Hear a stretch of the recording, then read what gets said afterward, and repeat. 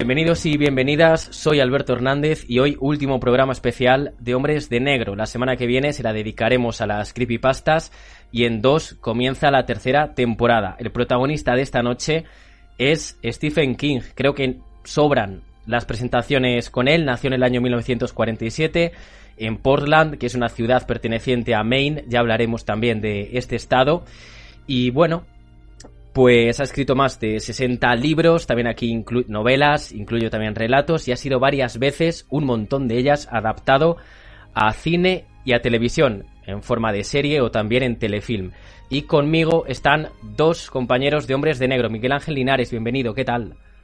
Hola Alberto, muy buenas noches, ¿qué tal? Pues encantado, y más hablando de Stephen King, o sea que es una de mis pasiones, así que encantado de estar en Hombres de Negro y hablando del maestro. Y Johnny Vele, bienvenido. Hola, muy buenas Miguel Ángel, Alberto y familia de Hombres de Negro. Yo no he leído tanto como Miguel Ángel, pero bueno, estoy cogiendo ritmo y en lo que llevamos de año sí que me he leído 4 libros. Así que bueno, a dar ahí mi opinión. Aquí podríamos decir que esto es un mano a mano entre vosotros dos. Así que una cosa, ¿os acordáis, Miguel Ángel y Johnny, cuál fue el primer libro que leísteis de Stephen King y cómo llegó a vosotros ese libro? Yo sí, perfectamente. Además, como si fuera ahora mismo. Pues, a ver, es una historia así un poco rocambolesca. Bueno, rocambolesca no. Estaba estudiando, yo vivía en Vallecas, estaba estudiando cerca de Vallecas y me mandaron a Delicias, que es un barrio que está pues, a unos 2-3 kilómetros.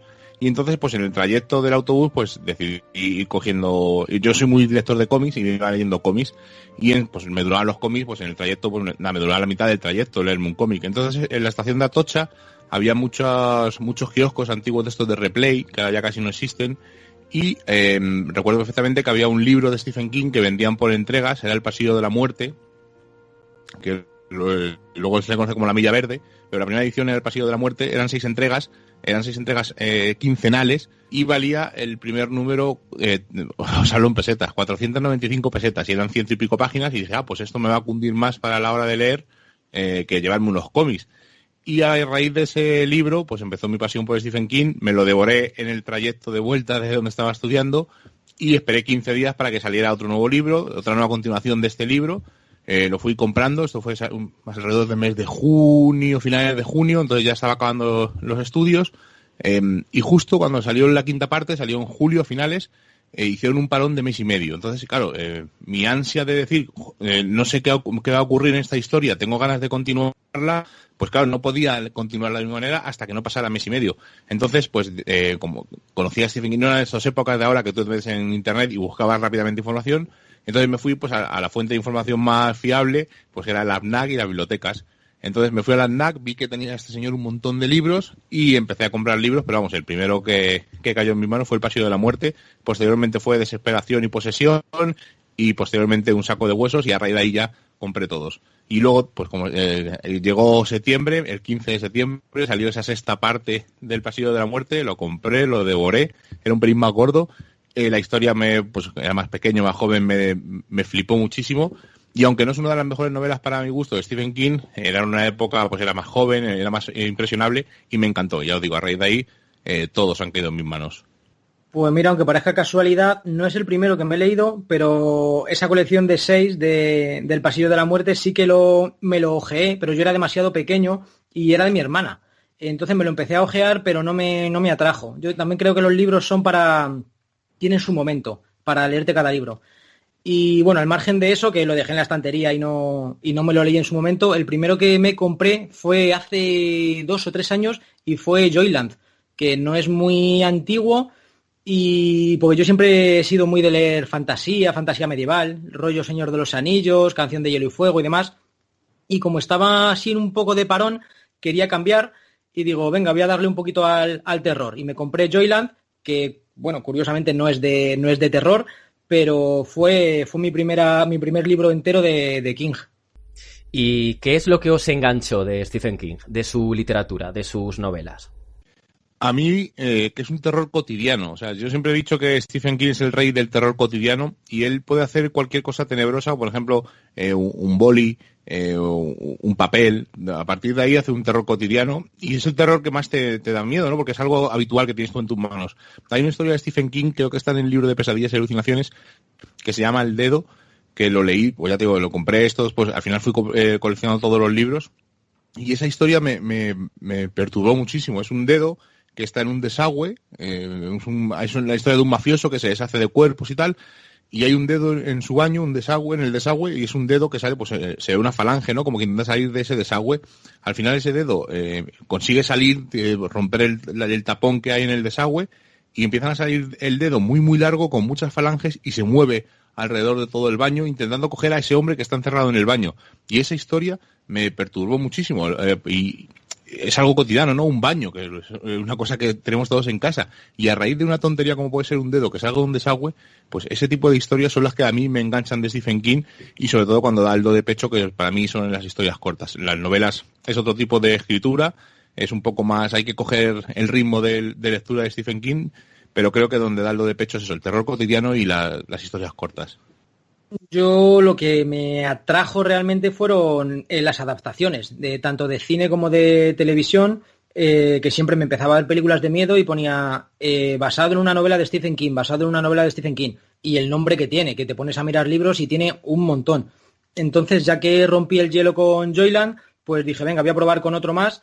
También en mi época, que ha sido, ya digo, hace poco, pues sí que vas mirando por internet y vas seleccionando los títulos que son más terroríficos, otros que son más policíacos, y entonces yo ya más o menos iba a tiro hecho a lo que me apetecía leer en ese momento. Y Stephen King está considerado un genio del terror, pero a ver, a mí me lo ha dicho mucha gente y quizás a vosotros también, que cuando ven una película o una serie de un relato, de una novela de Stephen King, no les da miedo y dicen que eso no es miedo, que no es terror. ¿Vosotros creéis que tienen algo de razón?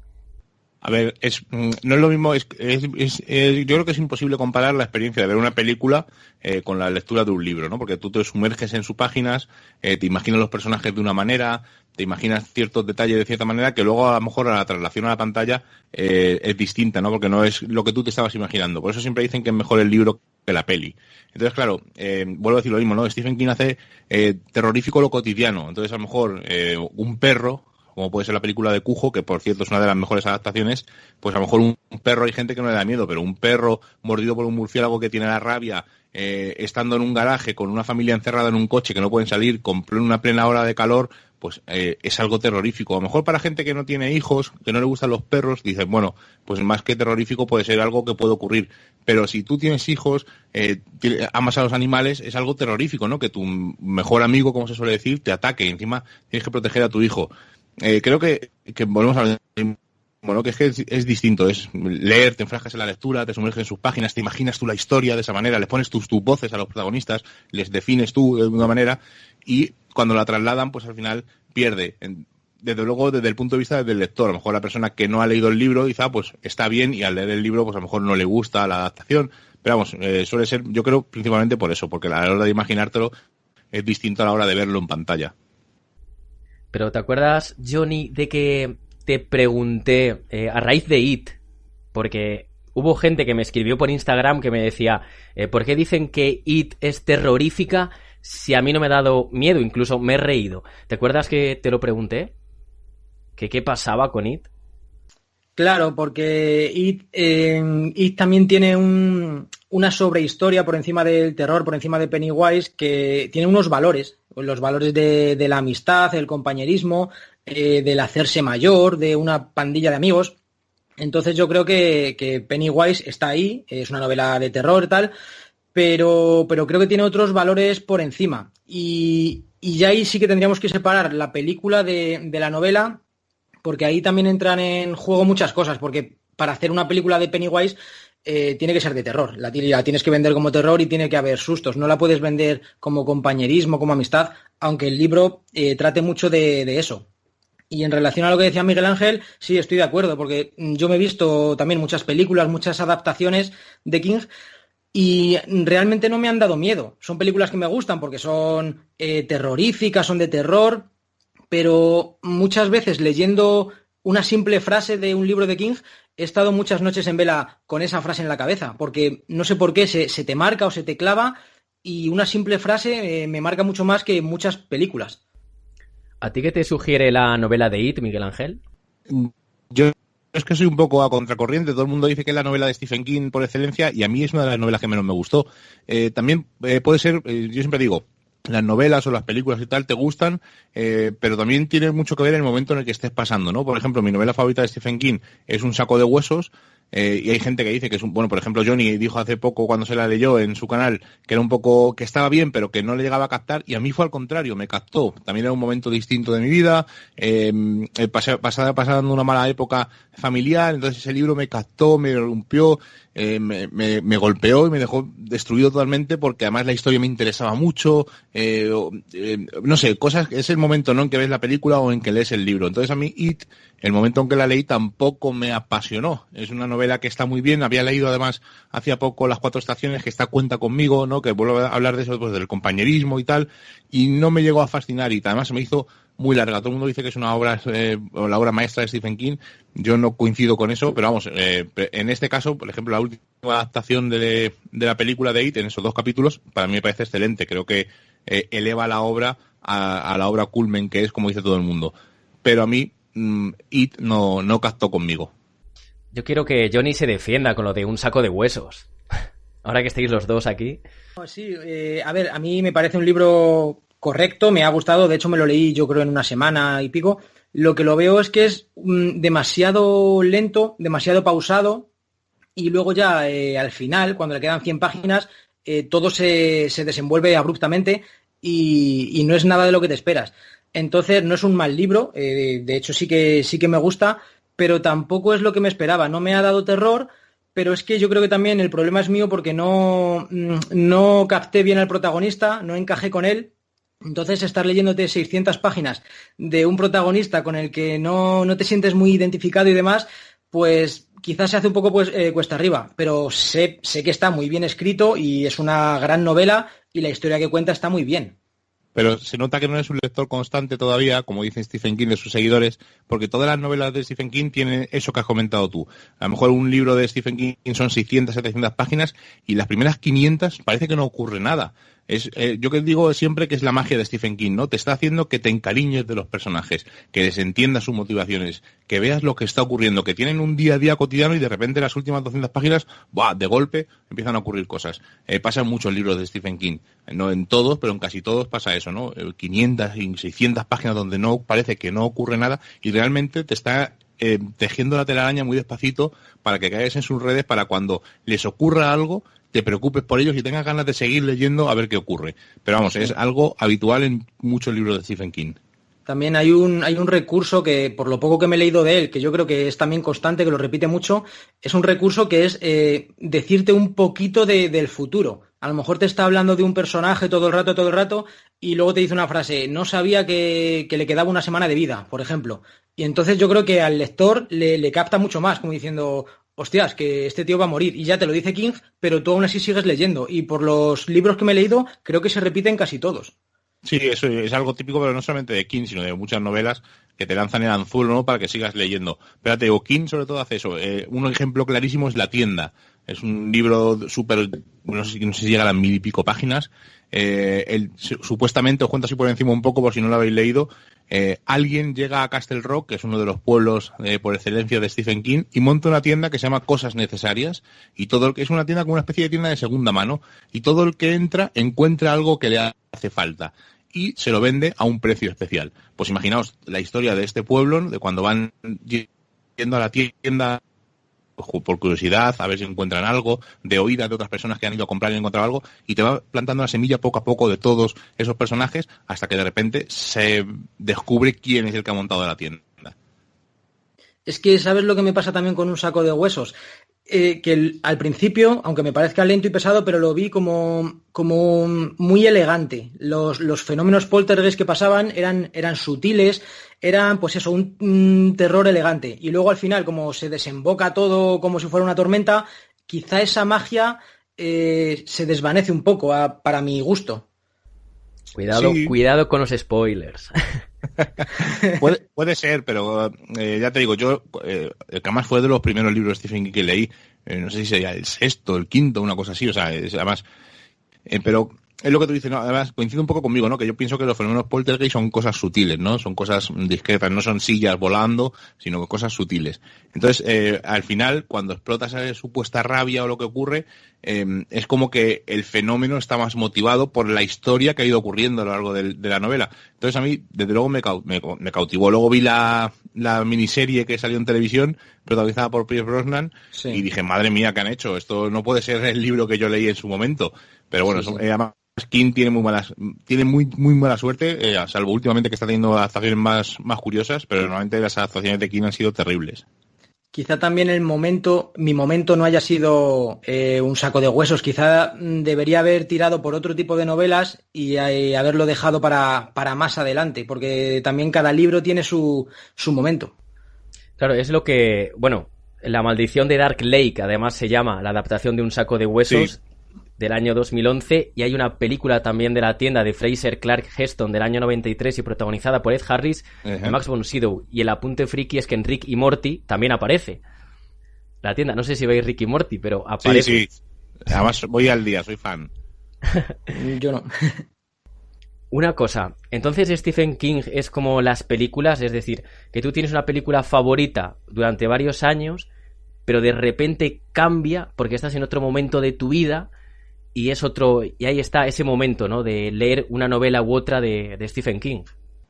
Pero yo creo que es como todo, ¿no? Te vas cambiando al final de gustos según pasa la vida, ¿no? Por ejemplo, es un ejemplo tonto, pero lo entendí con los años, ¿no? Cuando veías una película de catástrofes y moría un niño, la gente, no sé qué, madre mía, qué pena. Y yo cuando era joven decía, pues, oye, no entiendo muy bien este sentimiento.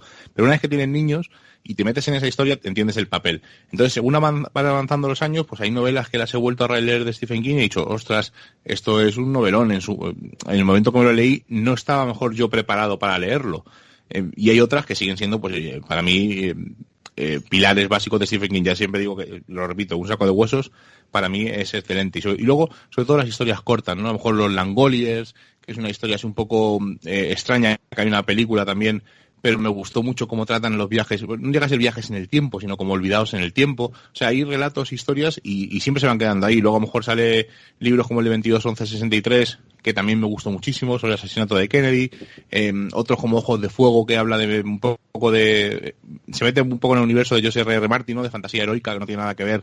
Y, por ejemplo, a mí no me cautivó. Yo creo que es un poco, pues, sobre tus gustos, los años, cómo van pasando. ¿No te sorprende igual la primera película que viste de terror, a lo mejor, como puede ser El Exorcista cuando la ves de pequeño, que viéndola ahora, ¿no? Ya han pasado muchos años y ya no te sorprende tanto. Y películas parecidas, pues no te sorprende.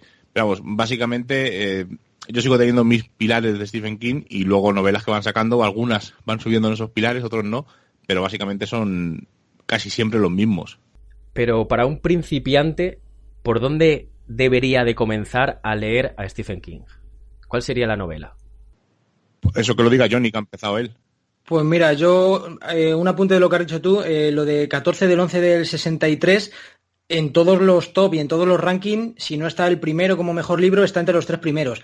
Entonces yo me lo estoy reservando precisamente por eso, porque quiero madurarme más en la lectura de King y tengo muchísimas ganas de leerle, pero yo creo que me voy a leer unos 7, 8, 10 libros primero y me lo estoy dejando para el final, quizá para entender más al autor o para estar más preparado. Es Y, 22-11-63. ¿Y qué he dicho? 14, Otra cosa, ¿no? 14, Distinta. 11. Da igual, 14, da igual. 14 del 11 asesinato de Kennedy. es mi cumpleaños 14 del 11, me habrá traicionado el subconsciente. A lo mejor es un mensaje subliminal por si alguien quiere mandarte algo. Bueno, pues a ver, yo en mi valoración personal, si hubiera que empezar a leer a King, pues quizá empezaría por el primer libro, que es Carrie, y luego, pues según también un poquito sobre gustos. Si te gustan un poquito los vampiros, pues quizá Salem Slot. Cementerio de Animales para mí me parece de lo mejor que he leído, de lo poco que he leído me parece lo mejor. Y a lo mejor, como dice Miguel Ángel, algún relato corto y luego ya ir avanzando a libros que sean con más páginas, quizás, porque si te empiezas a leer lo primero, It, pues quizá te aburra bastante y lo dejes a medias. Pero Miguel Ángel, hay un orden, porque hay historias que se entrelazan o hay guiños o personajes. ¿Es posible perderte? No te pierdes, porque al final el cuento de cada novela es una historia, pero si te has leído todas las novelas de Stephen King, pues captas guiños, a lo mejor relacionados con su saga más longeva, que es El pistolero solitario, que es La Torre Oscura. Pero vamos, si tú lo lees, no te enteras, ves una curiosidad, y el lector que se ha leído La Torre Oscura pilla ese guiño y capta ese pequeño mensaje, ¿no? Para los lectores constantes, como dice Stephen King. Pero vamos, yo el orden, como ha dicho Johnny, yo empezaría en orden, desde el primer libro hasta el último. Además soy un poco maniático para esas cosas, y cuando empiezo a leer a un autor, pues intento leerle casi siempre en orden. A lo mejor me leo un libro, me gusta, pues intento captar desde el principio en orden y leerlo. Pero yo recomendaría que la gente se leyera, pues eso, libros de historias cortas, como puede ser El umbral de la noche, o La danza de la muerte, Pesadillas y alucinaciones, y que vean si les gusta ese tipo de lectura, y ya a partir de ahí, pues lanzarse al universo King.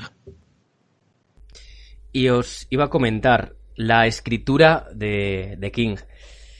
Ha escrito mucho y lleva un montón de años escribiendo, desde el 74 con Carrie, estamos en 2020, ha salido publicado La sangre manda. Ha ido mejorando, ha ido empeorando, se ha ido manteniendo con el tiempo. Miguel Ángel, Johnny, tú que has leído, por ejemplo, Elevación, que es uno de los últimos, La sangre manda, que es el último, pero también has leído El resplandor, It. Contadme, ¿cómo está? A mí es que me gusta mucho cómo escribe, porque las historias que más me atraen, que son de terror, me las bebo, pero por ejemplo, como decías ahora, Elevación, que es una historia más es bonita, no es nada terrorífica, y hay un pasaje que te cuentan, una maratón, una carrera de barrio, una maratón, y King te la hace interesante, te hace que te intereses por una simple maratón. Entonces a mí me gusta muchísimo la forma de que cuenta las cosas.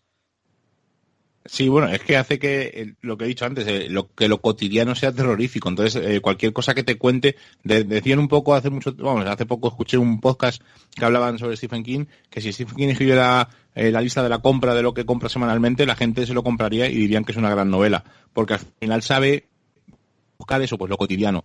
Yo sí he notado, no una mejoría, sino durante una época, las novelas que publicaba no me pillaban como las del principio, y fue justo con la época en la que le atropelló el coche, en 1999 le atropelló un camión y casi muere. Pues en esos años, a partir del 2000, publicó su biografía Mientras escribo, y a raíz de ahí publicó 4 o 5 libros que no me captaron igual que me habían captado los antiguos. Y además yo os digo que desde el 94, 95 los he ido leyendo según los ha ido publicando.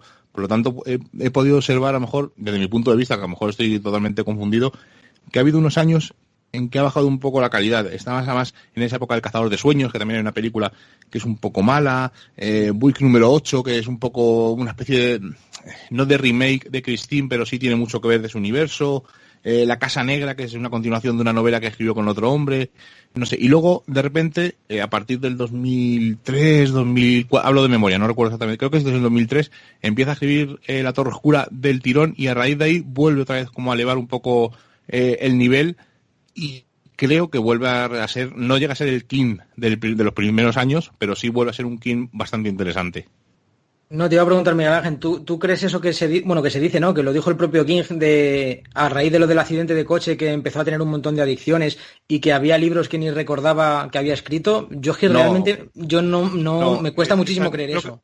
Creo que él, o sea, Stephen King ha sido adicto varias veces, no solamente a raíz del accidente. Anteriormente, poquito después de publicar Carrie, bueno, él siempre ha coqueteado con las drogas, y es una cosa que la ha dicho públicamente en varios sitios. Y él dice, a lo mejor es lo que te suena a ti, que por ejemplo novelas como Dominokers o Christine, Cujo, claro.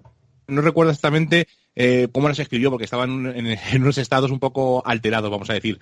Pero a raíz del accidente, él lo pasó muy mal, estuvo a punto de morir, la pierna hay fotos que podéis verlas en Google, que la pierna parece, con todos los clavos que tiene, es un acordeón, es increíble, y vuelve a coquetear un poco con las drogas, pero él ya no es el Stephen King del principio de los años 80, que está totalmente, además creo recordar que decía que consumía casi 1 gramo de cocaína diaria, o sea, es un King y no recuerda exactamente escribir novelas. Entonces puede ser que al volver a medicarse y tal, volviera a recaer un poco, pero no, yo no creo que vuelva a ser el King ese drogadicto, como él ha dicho muchas veces, que él ha reconocido. De hecho, su mujer y sus hijos han pasado mucha hambre en esa época y le han dicho en muchísimos sitios, y a raíz de el apoyo con la familia y tal, él volvió a reflotarlo. De hecho, Stephen King siempre ha sido una persona un poco así oscura, un poco, no voy a decir tímido porque no es que sea tímido, sino como retraído. De hecho, corre una leyenda urbana por ahí que cuando escribió el manuscrito de Carrie le pareció una mierda y lo tiró a la basura, y fue su mujer, Tabitha King, la que lo envió a la editorial. Sí, Tabitha es una santa. Menos mal que recuperó Carrie, porque quién sabe si quizás ahí Stephen King no hubiera vuelto a escribir. Pues él escribía relatos cortos de hace mucho tiempo. De hecho, publica muchos en revistas y los sigue publicando. Por eso de vez en cuando recopila esos relatos cortos. No son relatos escritos en proceso para los libros, sino que son relatos que envía a revistas y se las publican. Y aunque él era su primera novela, ya había escrito muchos. Por eso en esa época tiene 2 o 3 libros de recopilatorios de historias cortas, porque claro, la gente demandaba más King. Ellos querían más Stephen King y él no daba abasto a escribir novelas. Entonces empezó a recopilar, pues eso, historias cortas.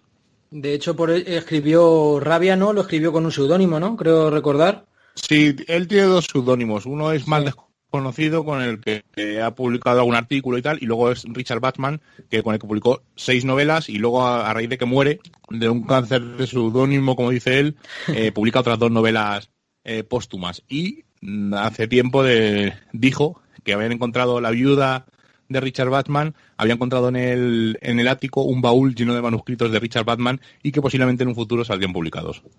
¿Y qué tal escribe el hijo? Joe Hill.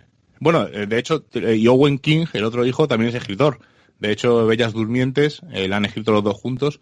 Y Joe Hill, que es el que más se conoce, que ganó el premio Drácula, Bram Stoker y tal, a mí ha ido perdiendo intensidad. El primero, El traje del muerto, me parece una novela súper curiosa, y a raíz de ahí ha ido bajando en picado, e incluso, y esto es una apreciación mía, creo que Nosferatu se lo escribió Stephen King, porque tiene muchos guiños a universo King, tiene muchas, vamos a decir, maneras de escribir de Stephen King, y creo que muchas, o por lo menos la idea principal, se la dio Stephen King, desde mi punto de vista. ¿Tú, Johnny, has podido leer algo de Joe Hill? No, que va. Me he empezado a ver la serie Nosferatu y he visto también En la hierba alta, pero no. Ahí ha sacado un libro ahora, creo, de historias antológicas, y ese sí que me interesa, pero no me lo he leído todavía. Sí, el de tiempo después o algo así, o Tiempo perdido. Sí, Yo me he leído todo de Joe Hill, y es, a ver, evidentemente la comparación con su padre es inevitable, ¿no? Y mucha gente dice que es un King de segunda. Y tiene ideas curiosas, tiene destellos, tiene brillos, pero no llega a brillar como para mí brilla Stephen King. Además, bueno, imagino que es que llegar a ese nivel de Stephen King tiene que ser, vamos, es casi imposible para él. Hombre, es difícil, ¿no? O sea, evidentemente, compararte con tu padre van a comparar, ¿no? Porque es inevitable, como he dicho ahora mismo. Además, él hizo una cosa muy curiosa, que se cambió el apellido para que la gente no supiera que era el hijo de Stephen King, aunque era voz populi. Pero bueno, el primer manuscrito, El traje del muerto, luego nadie sabía que era el hijo de Stephen King, supuestamente, y le dieron un premio y fue lo que hizo, lo que le catapultó. De hecho, además, Joe Hill coquetea mucho con los cómics también. Tiene Lock and Stock, que es una serie que se ha sacado en Netflix hace poco. Hay otro cómic que se llama La capa, de un superhéroe, y coquetea mucho con... Y ahí en los cómics sí brilla más que brilla en las novelas, curiosamente. A lo mejor también las historias son un poco más... Es más fácil expresarte en un cómic, ¿no? Con los dibujos visualmente. Y a mí particularmente, te digo, en cómics sí me gusta. En novela me he leído todas y tiene destellos, un relato corto y tal, pero como el primer libro, El traje del muerto, yo creo que ninguno. Lock and Key es ese cómic, sí, que después ha sido adaptado y se puede ver en Netflix. Exactamente. Aunque dicen que yo todavía no lo he visto, pero dicen que es inferior al cómic. Yo esa sí que no la he visto. No sé si Johnny ha visto la serie. Sí, la empecé a ver, me quedé por el 4º o el 5º episodio. Y a ver, no está mal, pero bueno, de hecho no la he dejado de ver porque no me gustara, sino porque tenía otras prioridades, y yo soy mucho de lo que veo en mi lista, me lo voy viendo, entonces bueno, la tengo ahí aparcada, no está mal, pero tampoco es tremenda. Y hay un personaje que sobre todo destaca por encima de todos, de cualquier protagonista de las novelas de Stephen King, y es Maine, es Castle Rock, es Derry, que Castle Rock y Derry son ficticios, no existen en realidad, y estoy seguro de que hay mucha gente que los busca cuando visita el estado de Maine. Miguel Ángel, le da muchísima importancia a este lugar, ¿eh? Sí, son pueblos que él inventa, como Jerusalén Lot también, donde ocurren parte de sus novelas, y son como él dice, como se dice, el sandbox, ¿no? Su caja de arena, donde él hace y deshace lo que quiere. Desde luego, las novelas ambientadas en Castle Rock, sobre todo, a mí son las que más me gustan, porque te digo, La tienda y algunas más, son curiosas. Y es un personaje más del universo de Stephen King al final. No solamente esos personajes que viven en eso, sino que Castle Rock al final es un personaje más de la historia donde ocurren cosas extrañas. Y creo que en Joyland creo que la nombran. Es de las últimas novelas en la que la nombran. Además, Johnny, que la habrá leído más recientemente, lo recordará, pero creo que sí que la nombran, que el parque de atracciones estuvo en Castle Rock o algo así. Sí, creo recordar que sí. Pero vamos, son personajes más, son escenarios más. Yo creo que hace un poco, ¿no? Como hace Marvel, ¿no? Que se inventa localizaciones y ubicaciones, pues para que la gente no vaya, porque hay gente que a lo mejor se creerá que parte de las novelas pueden ser reales y vaya gente buscando el garaje donde cujo o la casa o sea, la tienda de cosas necesarias. Entonces, un poco, ¿no? Ese universo, y para que él pueda jugar, ¿no? Más tranquilamente, pues no es lo mismo hablar de Manhattan, que tiene unas dimensiones, a inventarte casas del rock, que tú puedes poner casas, quitarlas, hacer, deshacer, y al final es una forma de expresar pues su arte. Claro, es que también es muy inteligente eso, porque no te tienes que inventar una ciudad o un país, o sea, nada más que te tienes que inventar un pueblecito, pero si en un momento dado tienes que soltar un recurso de pueblos que existen realmente, del condado que existe, pues ya lo tienes fácil, no tienes que inventarte nada muy grande, solamente lo que ocurre en ese pueblecito. Además son lugares que tienen vida, que tienen importancia, y es lo que ha dicho Miguel Ángel, que son un personaje más del universo de Stephen King. ¿Me habláis un poquito de La Sangre Manda, esta colección de relatos o esta serie de relatos? Venga, Johnny, arranca tú. Pues La Sangre Manda, ha salido ahora hace muy poquito y son 4 historias antológicas. El relato de La Sangre Manda, que da nombre al título, sí que está metido en una trilogía. La anterior es El Visitante, Dolores Claiborne, creo que también, ¿no, Miguel Ángel? No. Son 4 partes. Esta sería la 5ª parte, la de La Sangre Manda. Es la trilogía de Bill Hodges, donde aparece este personaje protagonista de La Sangre Manda, y luego El Visitante. Eso es. Y sale la Holly Gibson esta. Eso es. Y en El Visitante sale de secundaria, y aquí en La Sangre Manda pues le dan un papel más protagonista. Es una historia un poco policíaca, detectivesca, y va un poco en a colación. Yo no me he leído El Visitante, pero sí que me he visto la serie, y sí que va un poquito en la línea. Luego tiene la primera historia, que sí que es un poquito más terrorífica, y luego otras 2 historias que se desmarcan un poquito más. Sí, la primera historia es, a mí la que más me gusta, la de la llamada, la del teléfono. Vamos a decir que ese es el leitmotiv, un teléfono, un iPhone de primera generación. Y luego está la última, que hablan sobre una rata, sobre un escritor, que es algo que mete mucho Stephen King, siempre escritores, ¿no? Él refleja sus fobias y sus manías en escritores, y ese relato de la rata para mí es un poco más flojo. Y el segundo, que ahora mismo no recuerdo cómo se llama, tampoco me sorprendió. Yo me decantaría por la primera, la de El teléfono, y sobre todo La Sangre Manda, porque continúa la historia del visitante. Es una continuación. Si no has leído El Visitante, lo puedes leer perfectamente, pero si te has leído El Visitante es una continuación, porque uno de el malo, vamos a decir, tiene algo que ver con el protagonista del Visitante. Claro, yo discrepo contigo. A mí el que más me ha gustado ha sido La rata. Y luego, claro, yo El Visitante no me lo he leído, pero sí que me he visto la serie. Entonces, cuando me estaba leyendo La Sangre Manda, sí que había nombres y había situaciones que sí que me recordaban a algo, y por eso yo lo asocié. Dije, esto tiene que ser segunda parte de algo. Y para mi gusto, La Sangre Manda es demasiado policíaca, para mi gusto. Sí, es que las anteriores novelas son todas policíacas, tienen un pequeño toque sobrenatural, sobre todo el primero de Bill Hodges y el tercero, y bueno, y el visitante es totalmente sobrenatural, el leitmotiv. Entonces, son policíacas, pero con ese toque sobrenatural, que es lo último que está haciendo Stephen King, porque es sobre todo lo último que está escribiendo.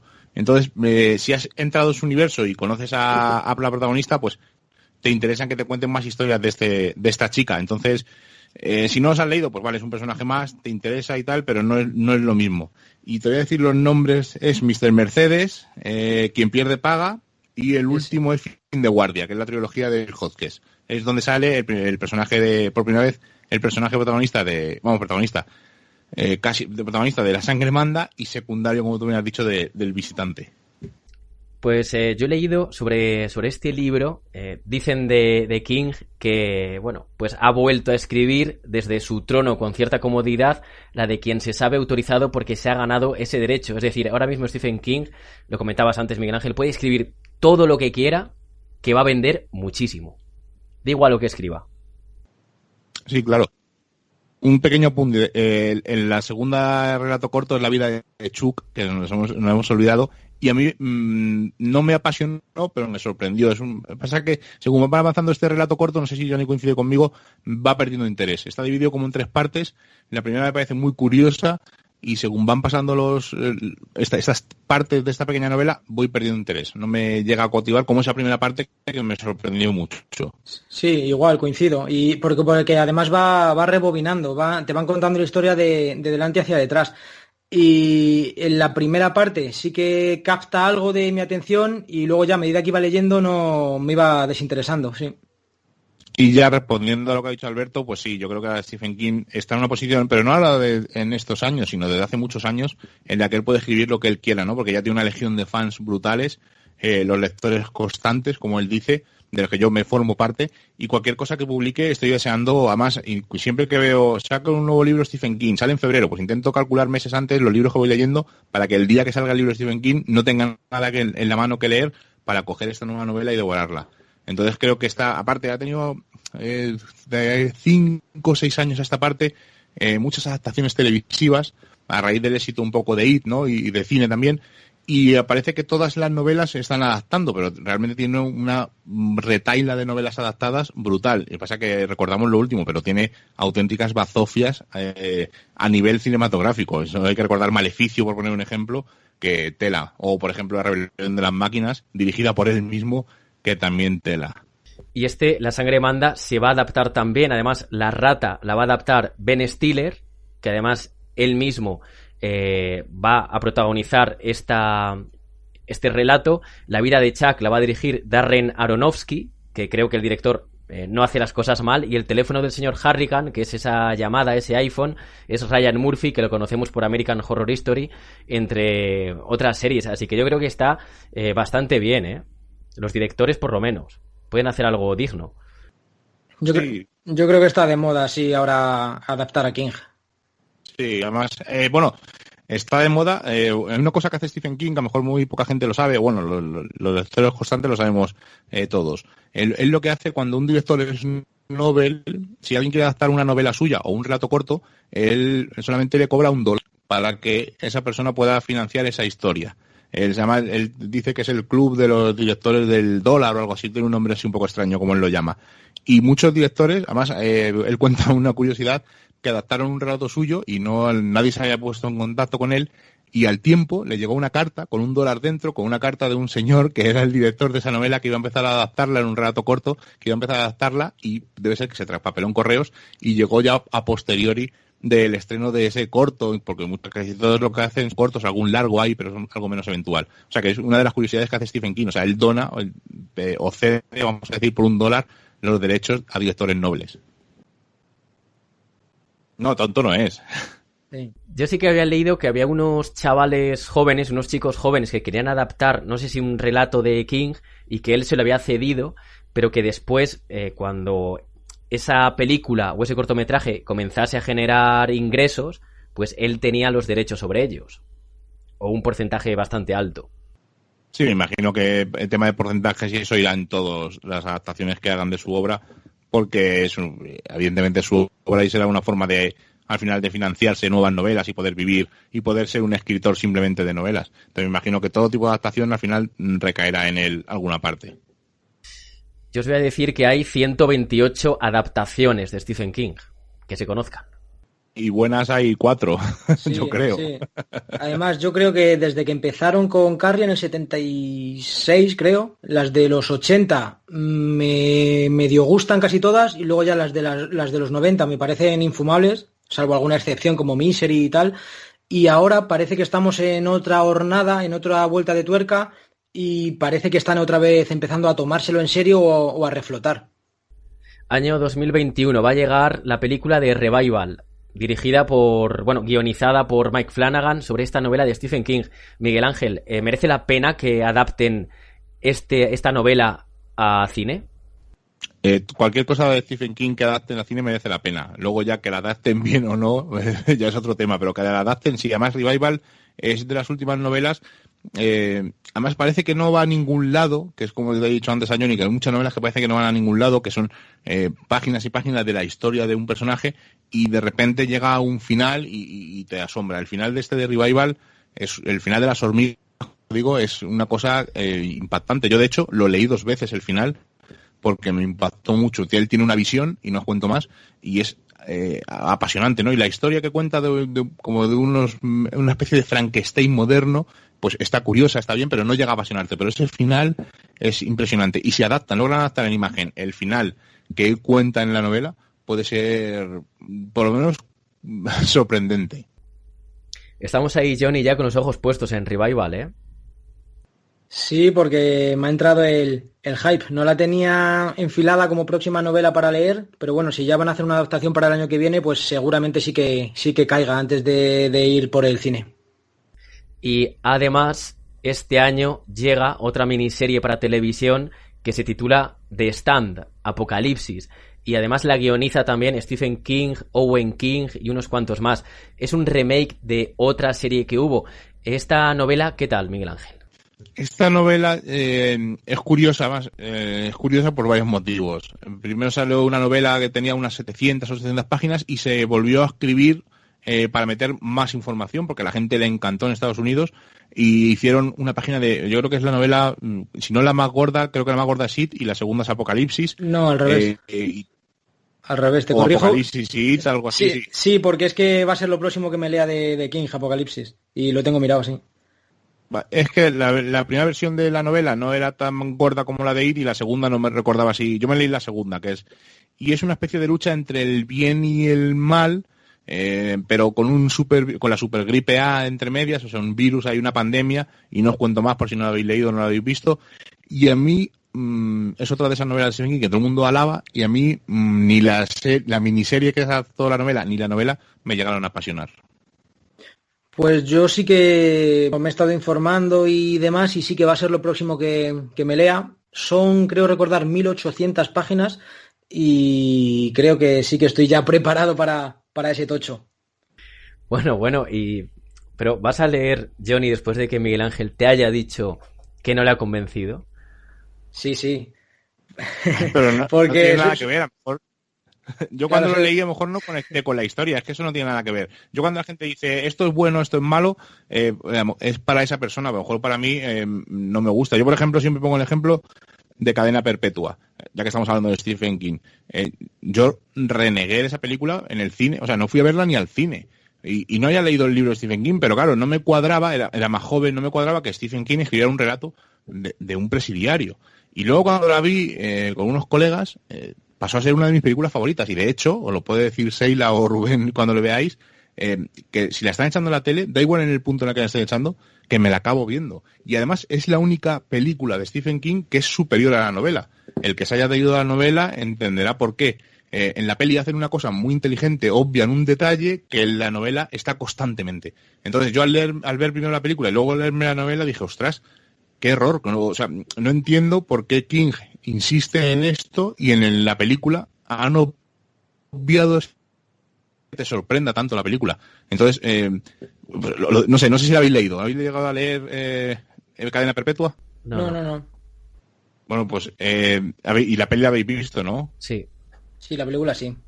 Bueno, pues leeros, además creo que está, no sé si está en las 4 estaciones o en las 12 después de medianoche, o sea, las 4 después de medianoche. En una de esas está, porque son 4 relatos cortos, y vais a ver que la novela comete un error, desde mi punto de vista, brutal. Sí, cuando veáis la peli y leáis la novela me entenderéis. Bueno, el que la haya leído y la haya visto me entenderá. Y ya que estamos hablando de Stephen King, no hemos hecho ninguna mención a El Resplandor, ni a la novela ni a la película dirigida por Stanley Kubrick y de la que Stephen King ha renegado muchísimo tiempo, y ya con El Doctor Sueño pues puso otra cara. Habladme un poquito del Resplandor, tanto novela como peli.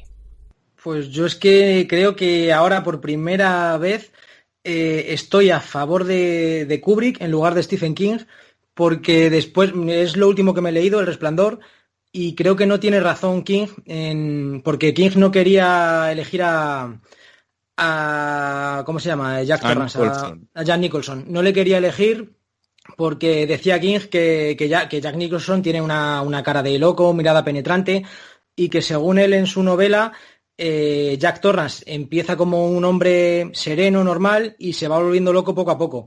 Y yo iba con esa idea predeterminada, pero después de leerme la novela, en el capítulo 1 ya está blasfemando, en el capítulo 2 nos cuentan sus problemas de alcoholismo, en el capítulo 3, bueno, no voy a hacer mucho spoiler, pero comete una delincuencia, o sea que en cada capítulo al principio del libro te va cayendo mal. Entonces no entiendo por qué King no lo veía así. Yo creo que era un problema de egos, de que era Stephen King, una novela de Stephen King y era una película de Stanley Kubrick. Entonces era una lucha para mí, creo que era una lucha de egos. La novela es una novela correcta de Stephen King, no es de las mejores ni de las peores, pero es muy entretenida de leer, y la película es bastante buena. Además, a lo mejor en España el doblaje pues le quita un poco de interés, con la voz de Verónica Forqué, que por desgracia es buena actriz pero mala dobladora. Pero luego, hace poco, antes de ver Doctor Sueño, que es como una especie de continuación del Resplandor, vimos la versión extendida en Blu-ray y la vimos en inglés. Y mete más metraje y la película funciona perfectamente. O sea, yo creo, aparte de la música, que es excelente, y creo que Jack Nicholson hace un papel, como aunque diga Stephen King que tiene cara de loco, pero siempre la ha tenido, pero hace un papel muy correcto, ¿no? A lo mejor un poco sobreactuado, un poco histriónico de vez en cuando, un poco a lo Jim Carrey, pero hace un papel correcto. Yo creo que el peor personaje es el niño en esa película. Sí, además yo no soy mucho no del cine de Kubrick, sino no soy mucho de la personalidad de Kubrick, ni de los egos que él tenía, ni de lo creído que se lo tenía, pero es que hay que reconocer que las películas o las 4 o 5 películas punteras que tenía, es que son muy buenas. Entonces, te puedes, yo creo, permitir tener tanto ego. Y en El Resplandor, por ejemplo, fue en la primera película de terror que usaron la Steadicam, que fueron Exacto. detrás. Y, joder, son novedades, luego te mete un montón de easter eggs, de curiosidades, y son detalles que los ves luego a posteriori, la música, como tú decías, que dices, es que es muy buena. Incluso hoy en día no da miedo, a mí no me da mucho miedo esa película, quizá inquietud, pero cinematográficamente hablando y viéndola, es que es impecable. Sí, además Stephen King estuvo muchos años renegando de esta película y logró grabar una TV movie con Rebecca de Mornay, creo que el papel protagonista, que fue un fracaso absoluto, aunque él decía que era la mejor adaptación de la novela de Resplandor, evidentemente. Bueno, a mí me gustó la miniserie, ¿eh? Es muy mala, ¿eh? A mí no. Quizás sí que esté mejor adaptada en tonterías, en diálogos o en cosas intrascendentales, pero no. A mí no me hizo gracia tampoco. A mí me gustó. La volvió a adaptar Mick Garris y estaba ahí con Steven Weber y Rebecca de Mornay, que ahí, bueno, ya me acabó por enamorar Rebecca de Mornay. Y una cosa, Carrie, primera novela. Ya hemos dicho que la quiso tirar el manuscrito, su esposa Tabitha lo recuperó, lo acabó publicando, fue adaptada 2 años después. Para mí, Carrie es la mejor película que hay basada en Stephen King, al menos para mí es la favorita de todas las que he visto de sus adaptaciones. ¿A vosotros qué os parece novela y película? Venga, arranco yo. Venga, sí. Que arranco yo, que me las leí hace muchos años. Carrie a mí me gustó. También era otra época. Me sorprendió, aunque había visto la película de Brian De Palma, pues tenía un poco los personajes metidos en la novela. Y no está mal, es una película correcta. De hecho, hay una segunda parte que es Carrie 2, La ira, y luego hay un remake que salió hace 5 o 6 años más o menos, no recuerdo. Y creo que de las tres, la mejor es la de Brian De Palma, ¿no? Es esos, con Sissy Spacek, ahí haciendo esos poderes telequinéticos, ese ataque. Las escenas son muy visuales, ¿no? Cuando le baja la regla por primera vez, cuando le gastan la broma. Y creo que funciona bien. A mí Carrie me gustó. No es de las mejores novelas de Stephen King. Para mí no estaría en mi top 10, pero es una novela correcta de Stephen King. Y la película es una traslación muy, muy correcta. Sí, luego hicieron un remake que es más actual, más enfocado a los tiempos más modernos, pero creo que es inferior. Y, joder, es que lo que decíamos antes, que para tener una trayectoria de adaptaciones mediocres, es que a King le han adaptado Brian De Palma, Top Hooper, Kubrick, Carpenter, es que ha tenido a los mejores directores haciendo sus obras. Sí, pero no como a lo mejor Carrie está bien. A lo mejor ha envejecido un poco mal, ¿no? Con los años. Pero no está mal, no es una mala traslación. Pero, por ejemplo, Christine, ya que has dicho Carpenter, creo que es de las peores películas de la novela. Yo me vi la película y renegué mucho tiempo de esa novela, no me la leo, porque si la peli es un rollo, la novela tiene que ser terrible. Y luego la novela la enfoca desde otro punto y es de las novelas más entretenidas de Stephen King que he leído. Entonces, depende un poco, ¿no? Es el director, la visión, ya sabéis que los guiones se cambian 1000 veces, pero ha tenido mala suerte con las adaptaciones. Buenos directores, pero mala suerte.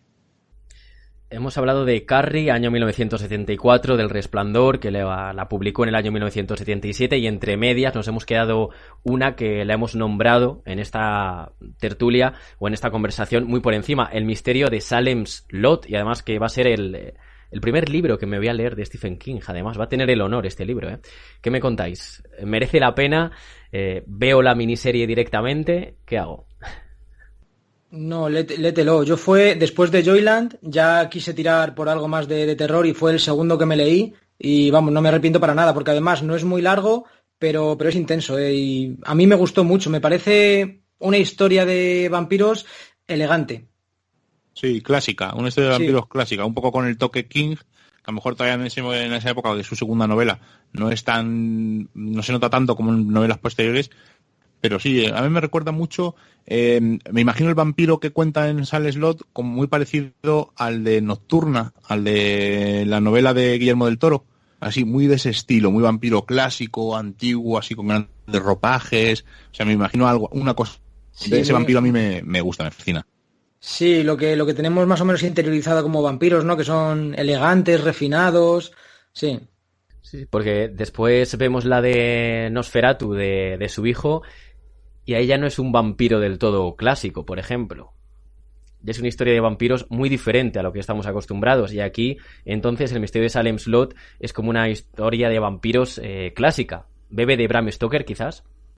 Sí, yo creo que bebe mucho de Bram Stoker y de Nosferatu, de la película. Es ese toque, ¿no? De ese vampiro clásico, ese vampiro elegante, como ha dicho Johnny. Un poco como Lestat al principio de la novela de Anne Rice. El vampiro, aunque no sea agradable a la vista en algunos momentos, pero sí es el vampiro clásico, el vampiro que todos tenemos en la imaginación, no el de Crepúsculo ni cosas de esas, sino el vampiro, pues es el elegante, como Nosferatu, aunque Nosferatu era muy feo, pero era un vampiro elegante, ¿no? Cómo se movía, cómo recuerda a ese tipo de vampiros. Y a mí esta película no te creas que me hizo mucha gracia. Así que dicen los entendidos en cine y los críticos que no está mal, pero a mí no te creas que es santo de mi devoción. Yo tampoco, eso que la dirige Top Hooper, creo, no recuerdo mal, pero no me gusta mucho. Hombre, es que Top Hooper yo creo que también tiene el nombre, porque salvo La Matanza de Texas, a mí es que Top Hooper, no sé, por ejemplo, pero Poltergeist la firma, pero la dirigió Spielberg, yo creo. Pues se le quedó grande. Es de leyendas. Tiene mucho Spielberg Poltergeist. A mí no me hace mucha gracia Top Hooper. Y eso que La Matanza de Texas es mi película favorita. Pero porque, no sé, creo que ahí dio con la tecla. ¿Y a vosotros os sorprende, no sé si me baila ahora mismo y no es él, pero en Twitter Stephen King se ha manifestado abiertamente como un fanático de la serie La Casa de Papel? Sí, yo también lo he leído, pero no sé si será cierto o no. Sí, Stephen King es muy fan, pero no solamente de La Casa de Papel, es muy fan de Harry Potter, es muy fan de cosas que nos gustan a todo el mundo, o sea, y creo que eso es la gracia, ¿no? Que él se sabe adaptar a los tiempos. lo dijo en La Casa de Papel, lo ha dicho, es fan total de Harry Potter. Además, creo, no sé si es una leyenda urbana o no, que el último libro antes de que se publicara, J.K. Rowling se lo envió a él para que lo pudiera leer antes que nadie. O sea, luego es muy fan de muchas cosas, es fan de películas, es fan de... Entonces, al final es como nosotros, ¿no? Es un fan más, él tiene un universo ahí creado donde todos entras en su juego, ¿no? Pero luego aparte es un fan como nosotros y disfruta yendo al cine, disfruta leyendo libros. Además, él dice que la única forma de aprender a escribir es leyendo. Él, aparte de escribir muchos libros, lee muchos libros. Él tiene una forma de trabajar totalmente... No sé si habéis visto en YouTube la rueda de prensa, hacen como una especie de tertulia George R.R. Martin y Stephen King, ¿no? George R.R. Martin es lo más caótico que hay y Stephen King no. Él tiene un patrón, se levanta a cierta hora, hace deporte, luego escribe durante X horas o escribe durante... creo que dice que escribe unas 3.000 palabras diarias o algo así, luego por la tarde lee, o sea que él tiene unos patrones y George R.R. Martin le decía, es increíble que puedas hacer esto. Y al final él lo decía, no, es que yo soy un fan. Disfruto pues leyendo Harry Potter, disfruto viendo La Casa de Papel, disfruto yendo al cine. Al final es un fan que tiene la suerte de vivir de lo que le gusta y disfrutar de lo que él escribe y lo que hacen otros escritores. De todas formas, Martin sí es muy vago, es muy pesado, pero también la escritura de Martin es muy fina y muy buena también. Yo creo que son sistemas de trabajo que tiene cada uno. Y sí, ¿puedo hacer un pequeño spam ahora, Alberto? Hablando de La Casa de Papel, nada, un pequeño adelanto, deciros que ahora en la temporada 3 de Hombre de Negro, el cuarto, quinto claqueta de medianoche, voy a hablar de La Casa de Papel y voy a entrevistar a un invitado que va a ser un personaje que ha salido en La Casa de Papel. Ahí lo dejo para que esté atenta a la audiencia. Ahí, dejando el cebo, así me gusta. Otra cosa, lo que decía Stephen King era que él lee 4 horas y luego escribe otras 4. Algo así he leído por ahí. Sí, algo así, o que escribe 4, sí, algo así, que él tiene un plan del día y lo hace de lunes a viernes. En 2020, en 2021 creo que va a sacar otra novela que estaba ambientada en el año 2020, pero que ha tenido que cambiarla y ahora se va a ambientar en 2019, va a haber un viaje en crucero y demás. ¿Qué esperáis de esta nueva novela de Stephen King del año que viene? Pues yo es que la verdad que con la trayectoria que está teniendo últimamente, porque el instituto no lo he leído, pero no hablan muy bien de ella. Elevación no está mal, pero no es de terror. La sangre manda son historias, pero algunas historias ya estaban escritas de antes. O sea que la trayectoria que está teniendo ahora no es terror puro, que es lo que yo busco hoy por hoy. Entonces, me lo compraré, seguro, lo leeré, seguro. Pero no espero que sea terrorífico. Yo por lo que he leído es algo, pues, como en la última, como estás diciendo tú, Johnny, los últimos años, no sé si va a ser policíaco, pero sí es algo cotidiano con un pequeño toque sobrenatural. Es de una familia y creo que el niño tiene poderes, algo así ha dejado caer, pero nada, hasta 2021 nada. Yo igual, cuando salga la leeré, la devoraré y disfrutaré, pero no espero nada porque siempre espero que me sorprenda. Entonces, lo que saque me viene bien, como si saca la lista de la compra. Ni para bien ni para mal. A ver, es mi escritor favorito, entonces cualquier cosa que saque la voy a leer. Entonces me da igual que me defrauda, como puede ser El Instituto, que me dejó súper frío, que yo creo que es de las peores novelas que ha escrito últimamente. Pues bueno, no todo lo que puede escribir puede ser bueno.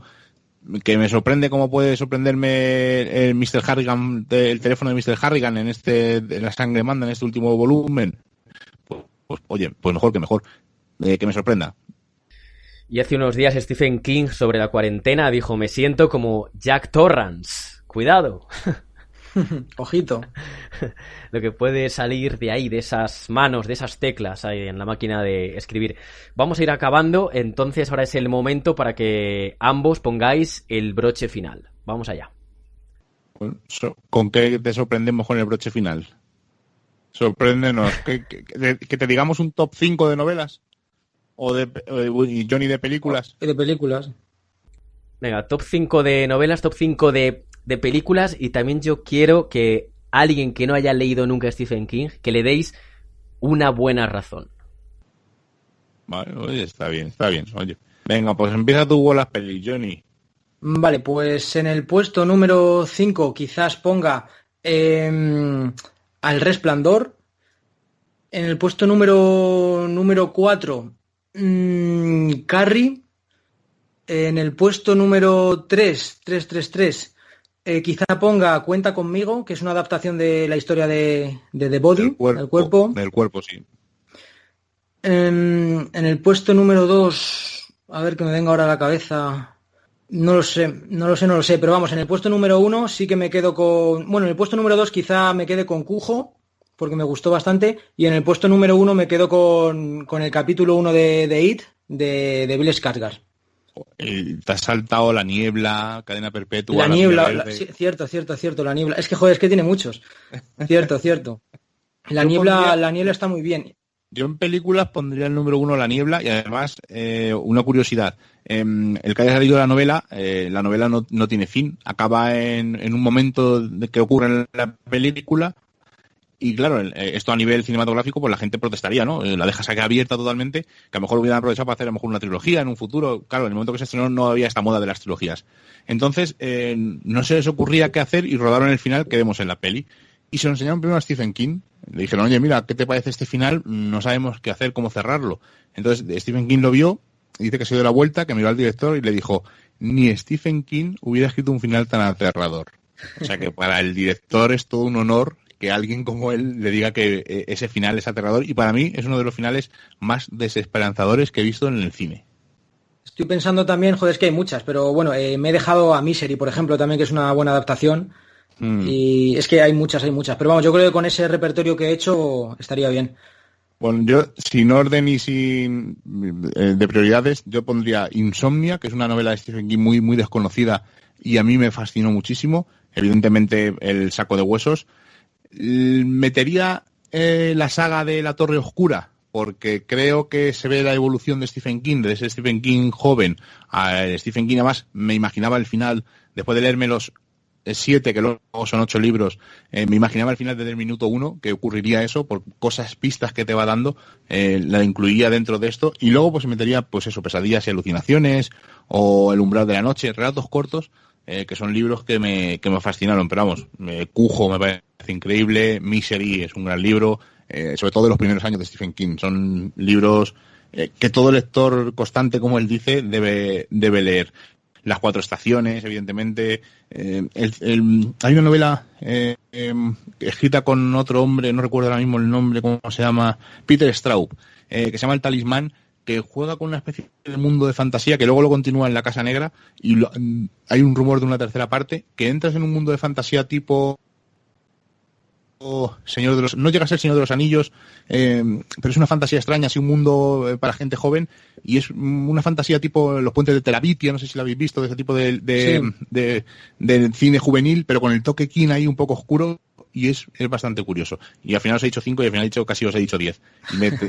Os iría diciendo un montón más. Pero son a lo mejor novelas menos conocidas de Stephen King, sobre todo Insomnia. Si podéis echarle un ojo, os va a sorprender. Apuntado queda. Yo en películas diría Carrie, It, que bueno, tengo cariño sobre todo a la primera versión, no a esta última. A mí la versión primera no me gusta nada. A mí tampoco. Yo porque yo esta la cojo como cuando recuerdas algo, ¿no? Que te gustó cuando eras pequeño y ahora, hombre, la vuelves a ver, y yo cuando la he vuelto a ver ahora, pues, joder, ha envejecido mal, pero en el momento me dio auténtico miedo, y solo por eso, por esa nostalgia, la rescato. El Resplandor, Los chicos del maíz, me gustó mucho, solo la primera. Hay que decirlo, porque también tienen... Sí, hay 10 o 11, ¿no, Johnny? 15, ¿no? 15 me parece. Sí. No, una barbaridad, no sé. Porque hicimos Alberto y yo una pelea de películas y me metió esa pregunta el cabrón. 15 había. Y Misery me gustó mucho, pero también tengo que decir que cualquier película que el protagonista sea un escritor, me gusta. Pues el de Stephen King es un montón, entonces. Hay una novela que me he olvidado nombrarla y me gustó mucho, El juego de Gerald. Ah, sí. No sé si... Hay una adaptación en Amazon, en Netflix, además por el director de las últimas películas de Stephen King, el director de la serie esta que nos gustó tanto del año pasado. Mike Flanagan, ¿no? Eso es, no me salía. Y aunque la adaptación no la he visto todavía, la novela... Me sorprendió, porque no me esperaba. Es una especie de 50 sombras de Grey, pero con el toque King, y me sorprendió. No me imaginaba que iba a ir por ese lado, y me descolocó mucho. Además es de las pocas que he dicho, joder, me la voy a releer, pero como me dejó tan buen sabor de boca, y la tengo ahí aparcada, en un futuro la releeré, pero me sorprendió muchísimo. No, pues la adaptación no es tan picante, pero se deja bien, se deja ver, está bien, está entretenida. No, si luego al final no es picante, o sea, el inicio es picante, ¿no? Pero luego ya Sí. se desencadena por otros derroteros más relacionados con Stephen King y a mí me sorprendió, o sea, cómo esa historia, cómo puede ocurrir, que es una cosa que puede ocurrir, y dices tú, madre mía, si esto ocurriera, alguien ahí en mitad del campo, o sea, es curiosa. Sí, lo que decías tú al principio, un terror mundano, que Sí, sí, un terror puede... cotidiano. Sí, exactamente. Y ahora me tienes que dar una razón para leer, para iniciarse, para perder la virginidad con las novelas o los relatos de Stephen King y que no sea rebatible. Que Yo... estás perdiendo tu vida si no lees a Stephen King. Bueno, pues yo mi razón es que Stephen King tiene un terror o un tipo de historia para cada tipo de persona, bien te gusten los zombies, los vampiros, los aliens, animales asesinos, coches asesinos, te puede gustar lo que sea, y todo lo hace de una manera elegante y de una manera fina y de una manera adulta y que te lo crees. No es una historia de fantasía que dices, venga, va. No, todo lo que escribe King tiene su deje y está bien hecho. Para terminar, terror para cada tipo de persona. Eso también me suena a tu primer libro, Johnny. Si algo de promo. Sí, bueno, yo me voy a iniciar con historias cortas y cada historia tiene un tipo de terror diferente. Evidentemente, estoy leyendo King, he leído King, bebo de King y bueno, vamos a ver qué tal va saliendo la cosa. Y además vas a hacer claquetas de medianoche basadas en las pelis favoritas de Stephen King, ¿no? Sí, leí un artículo de los compañeros de aullidos.com que, bueno, le hicieron una encuesta con sus 22 películas de terror favoritas. Y entonces he hecho un ciclo de claquetas de medianoche, parte uno, parte 2, parte 3, que se podrán escuchar en 3 semanas de Hombres de Negro, y iremos avanzando del puesto número 22 hasta el puesto número 1, y bueno, iré reseñando un poquito de cada película que más le ha gustado a King, y hablando de ellas, metiendo algún tráiler, así que va a estar chulo, va a estar chulo. Y Miguel Ángel, próximos programas de Misterios en Viernes que nos tenéis preparados. A veces me preguntan, ¿qué nos tienes por ahí? Hay semanas que no tenemos ni idea y a lo mejor hasta el jueves no empezamos a encauzar el programa. Pero no, la semana que viene, no sé cuándo se emitirá, vamos a hacer un programa de la ruta que hemos estado en este fin de semana del puente de agosto. Hemos hecho una ruta un poco paranormal visitando lugares curiosos. Hemos grabado audios in situ, hemos hecho audios para ver si obtiene algún fenómeno extraño y contaremos la historia de los lugares que hemos visitado, como por ejemplo una ermita a un rey vikingo en pleno Burgos. Uf, suena bien, ¿eh? Suena bien. Y ya los siguientes, pues no te puedo decir porque no lo sabemos. Hay veces que nos llega el día de la emisión y estamos barajando varias cosas y hay veces que nos salen 4 o 5 temas de golpe y tenemos el mes arreglado. Pero vamos, no te puedo adelantar más. Intentaremos hablar con algunos escritores que han escrito algún libro y tal, pero no te puedo adelantar porque no lo sé ni yo. Es como nosotros, que vamos improvisando un poquito, programa a programa. Yo creo que es lo chulo, ¿no? Porque al final, el otro día, el programa que hicimos hace 2-3 semanas sobre los trenes, fue en una conversación en un viaje de un coche. Nos dijo un compañero una anécdota que le pasó en un tren y dijimos, ahí va, pues aquí vamos a indagar, nunca hemos hecho un programa de trenes. Y a veces surgen, pues eso, un poco como lo que cuenta Stephen King, ¿no? En sus libros, de dónde surge la idea, que siempre al final te pone un pequeño relato, una pequeña curiosidad de cómo le surge y es mágico, ¿no? Hay veces que andando por un puente, el ruido que hace ese puente le viene una idea a la cabeza y es apasionante. Pues a veces nos pasa eso, ¿no? Que de repente en una conversación nos ocurre eso y encauzamos un programa. Muchísimas gracias, Johnny y Miguel Ángel, por hablar de Stephen King, por ilustrarnos más a los que somos novatos en él, aunque hayamos visto pelis y series sobre sus relatos. Creo que lo bueno también, y sobre todo, es leerle. Así que nos volvemos a escuchar pues en la nueva temporada de Hombres de Negro, seguramente. Pues ha sido un placer estar aquí con vosotros en Hombres de Negro. Otro último libro así, venga, que se me ocurre a bola pluma, Cell, que son zombies, que ha comentado antes Johnny, ha hecho zombies a los King, y digo, Eva, es verdad, Cell, que la traslación fílmica es malísima, pero la novela es muy, muy, muy curiosa.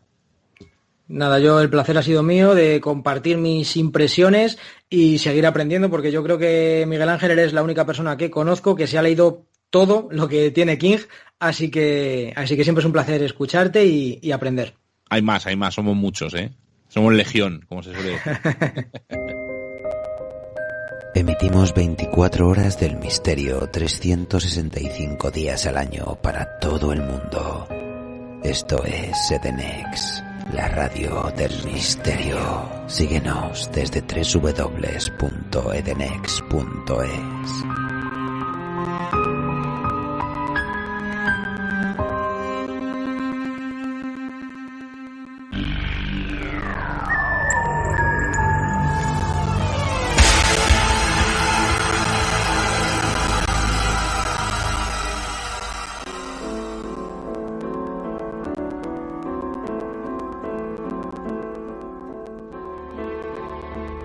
Acaban de llamar a la puerta del estudio de Hombres de Negro y sorpresa, porque es Alberto Guzmán. Bienvenido, ¿cuánto tiempo? ¿Qué tal? Pues muy bien, encantado de que me haya abierto la puerta. Hubiera sido horrible quedarme aquí en la puerta esperándote después de tanto tiempo. Digo, lo mismo se ha olvidado de mí. Han pasado muchos meses desde tu última intervención en Hombres de Negro y hoy vas a poner la guinda al pastel porque han estado antes Miguel Ángel Linares y Johnny Vele con nosotros. Han estado charlando sobre las novelas de Stephen King, sobre películas, series y ahora vamos a apagar ya las luces del estudio porque vamos a hablar de intimidades de Stephen King. Porque tú además has leído y has visto muchas de las adaptaciones de sus novelas. Sí, sí. Bueno, sobre todo la biografía de él, que es muy interesante. Sí que es cierto que omite muchos puntos, ¿no?, que se conocen públicamente y sin embargo él no ha querido hablar de ellos, por lo menos en su novela, ¿no? Hay algunos sucesos que han sido un poco fuertes, además, en su vida, y hay cosas que de verdad le han marcado a Stephen King para escribir. Efectivamente, yo pienso que hay unos puntos que, aunque él no reconoce, le han marcado en toda su obra. Pero seguramente se notan más o se detectan más en su obra, escrita de puño y letra por él, que en las adaptaciones cinematográficas, ¿no? Por ejemplo, una que me resulta muy curiosa es que Stephen King fue criado como en la religión metodista, ¿no? Pronto perdió su fe, sobre todo en la segunda fase de su educación, en la educación secundaria, ¿no? Aunque él nunca ha negado que es religioso y que cree en la existencia de Dios. Entonces, yo creo que ese es un punto fundamental a tener en cuenta. Es lo que nos ocurre a muchos, ¿no? Nos hemos criado por ejemplo, yo en el catolicismo, y aunque lo practique menos de lo que debiera, sí que es cierto que la influencia de este señor, que curiosamente nació el 21 de septiembre de hace 73 años, nació el mismo día que yo, puesto que en la ciudad en que nació era justamente ya en España día 22, con lo cual es una curiosidad, es un Virgo de los últimos días de Virgo, ¿no? Y ese aspecto de la creencia en Dios pone también su temor, por supuesto, ante su actitud ante la vida, ¿no? Y bueno, hay una segunda cosa que él no quiere recordar, de hecho no la menciona en su memoria, pero sabemos que es totalmente cierta, y es que cuando era niño, supongo entre 6 y 7 años, Stephen fue testigo de cómo uno de sus amigos era atropellado y asesinado por un tren. Me explico, el chiquillo, el amigo, se le quedó el pie enganchado en uno de los raíles del tren. Ante la ayuda de los que iban con él, intentaron tirar de él, pero llegó el tren y lo arrolló. Stephen King fue sin duda testigo de esa imagen y, sin embargo, la silenció siempre, incluso a su propia familia. Y su propia familia le dijo que lo que había ocurrido con el niño, y él nunca, en absoluto, pronunció una sola palabra sobre el hecho, lo que creemos que psicológicamente ha tenido que tener una influencia en la obra en las obras más oscuras de King, ¿no? Pero como repito, en On Writing, que es la biografía de King, que escribe en el año 2000, no lo menciona en absoluto. Y bueno, y por otra parte, cambiando un poco de tema, la influencia de su padre. Su padre se marchó de casa cuando él tenía 2 años. Abandonó a su madre y quedaron en un estado lamentable, económicamente hablando. Pero fíjate que curiosamente a los 13 años de edad descubrió en la casa de la tía de su padre una caja repleta, la mayoría, de libros de terror y ciencia ficción, sobre todo Lovecraft. Con lo cual, obviamente, su padre también influyó de alguna manera, o pienso yo, en lo que ha supuesto toda su obra, puesto que él empezó a escribir muy joven. Además, bueno, influyó su padre por partida doble. Primero porque les abandonó cuando él era muy pequeño, que bueno, pocos recuerdos puede tener de su padre realmente, pero después sobre todo con esa caja llena de libros que además eran de terror y de ciencia ficción. Justo. Efectivamente. Y casi todos los libros eran de Lovecraft. Con lo cual, sabemos que cuando él reconoce la influencia que ha tenido este escritor de final del siglo XIX, desde luego está claro que es marcada, ¿no? Y que es real, ¿no? ¿Y cómo fue la infancia? ¿Qué nos puedes contar de la infancia de Stephen King, de sus primeros años?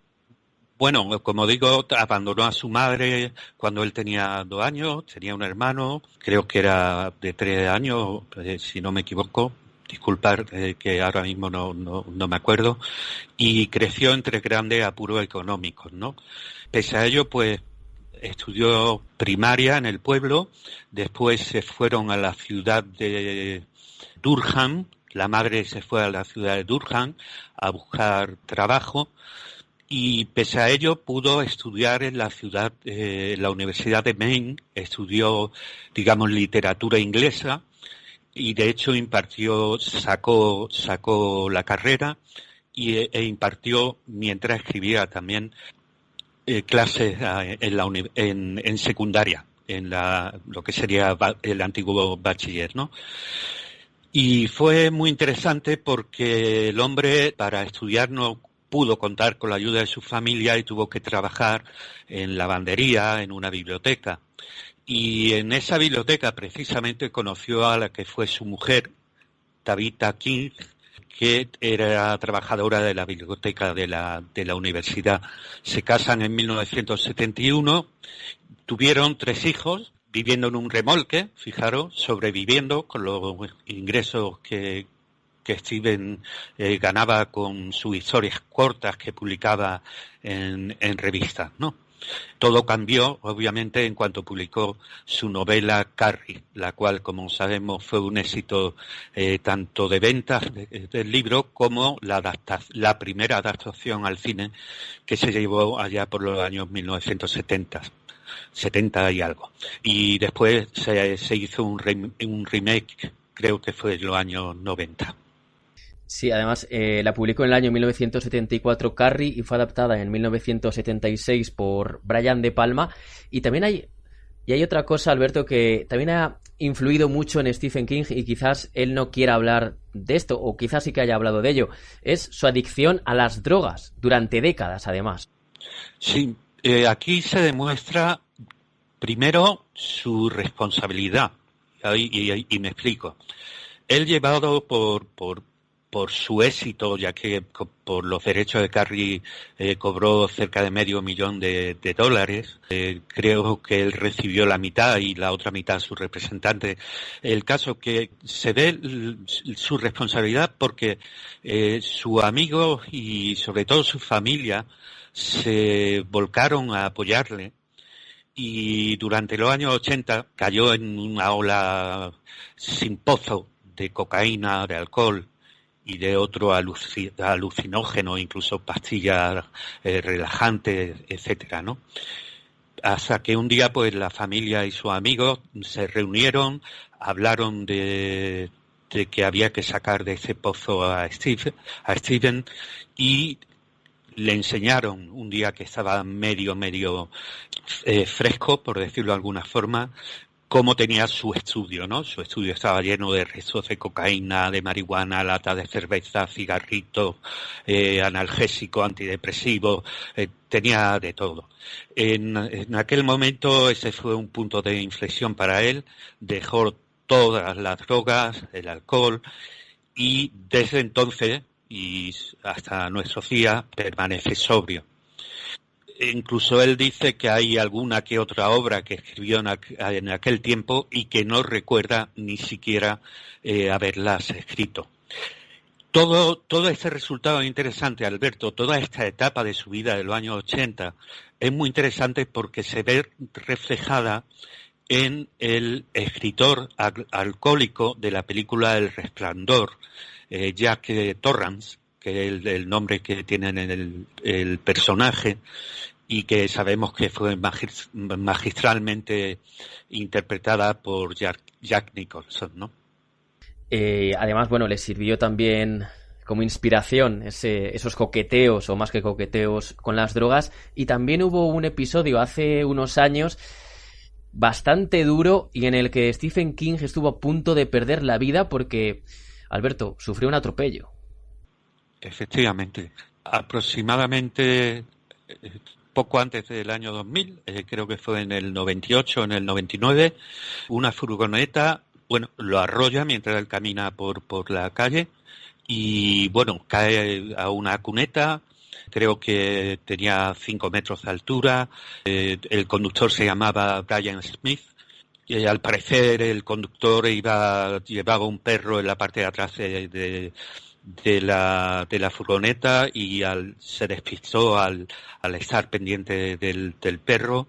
Y el resultado fue que Stephen King sufrió grave herida. Creo que un colapso del pulmón derecho y sobre todo una fractura en la pierna y las caderas, en la cabeza, que le supusieron que los médicos estuviesen a punto de amputarle una de las piernas, ¿no?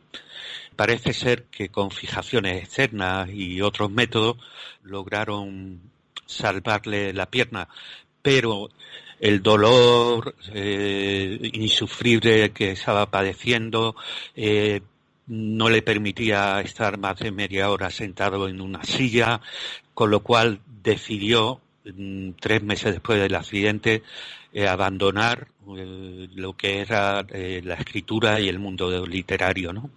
Es curioso porque lo que le ocurre a él lo relata en un libro de 1987.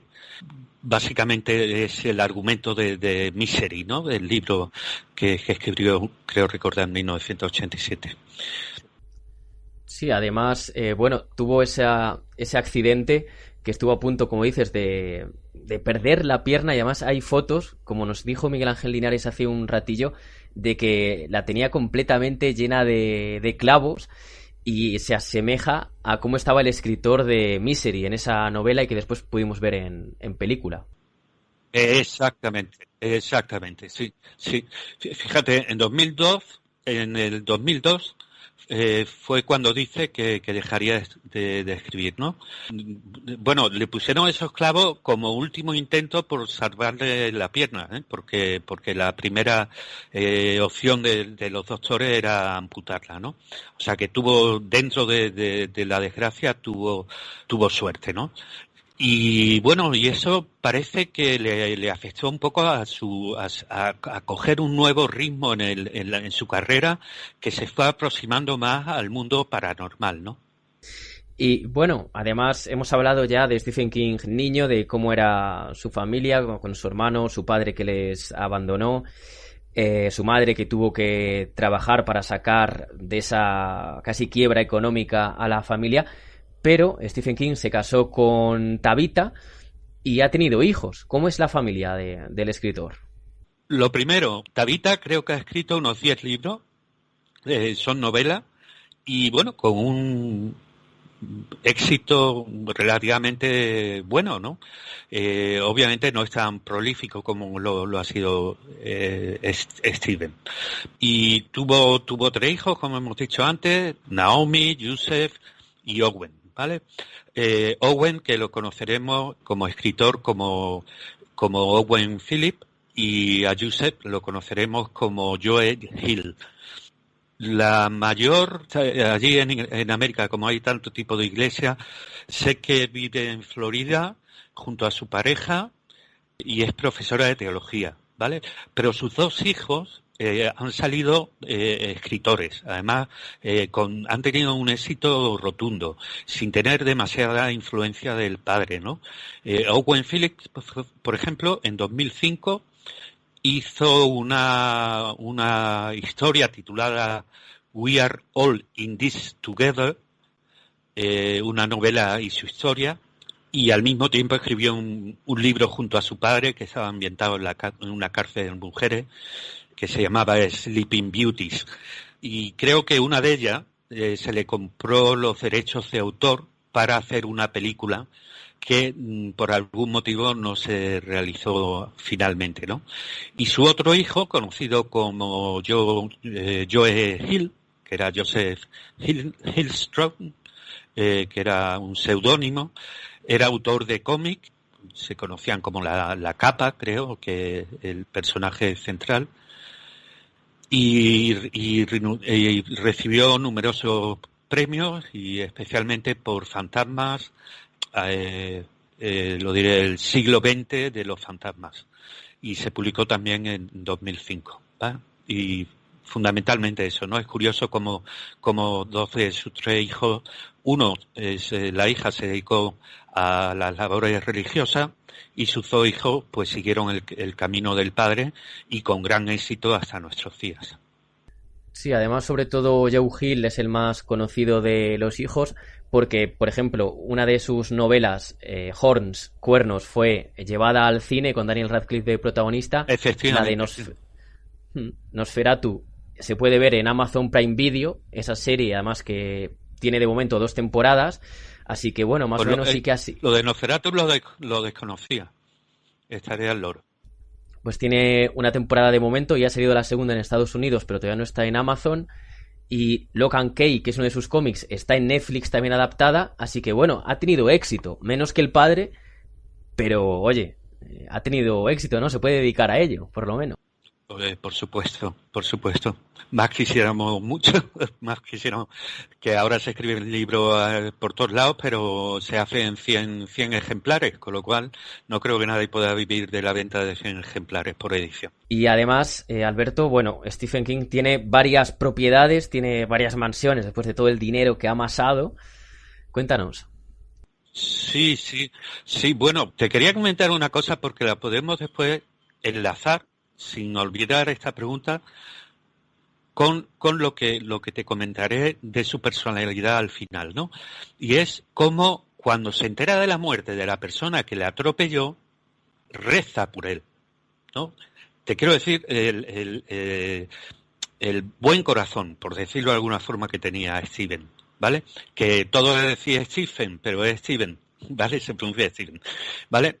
Mira, hay una curiosidad, lo que me preguntas de su vivienda. Creo que tiene 5 casas, ¿vale? 2 que son de nueva construcción, que se la ha construido él, y 3 que él compró. En esas 3 casas tiene una en Bangor, que supongo que será en Maine, que es una localidad creo que es de Florida o por ahí. No me hagáis mucho caso, pero creo que es de por ahí. Otra en Western Lakes, también en la misma ciudad, y una mansión frente al mar en el Golfo de México, en Florida. En estas 3 casas se han producido suicidios antes de que fueran ocupadas por la familia King. Sabéis que en Estados Unidos hay una ley en casi todos los estados que obligan a comunicar a la persona que va a comprar la vivienda si en esa vivienda han ocurrido algún hecho luctuoso. Y en este caso, Stephen King fue informado de que en esas casas se habían producido suicidios. ¿Por qué las compró? ¿Fue pura casualidad o fue algo truculento?